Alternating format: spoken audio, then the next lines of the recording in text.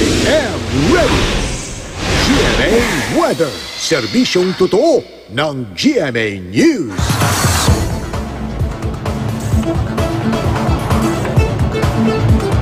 Umiiral pa rin ang hangamihan sa Luzon at Visayas. Ayon sa Pag-asa, maghahatid pa rin ito ng pulu-pulong ulan sa ilang bahagi ng bansa.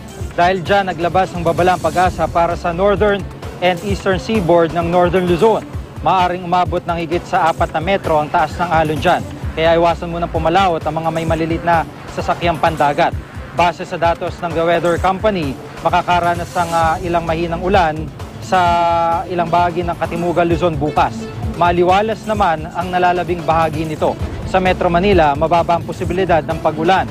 Abot naman sa 31 degrees Celsius ang init factor sa hapon.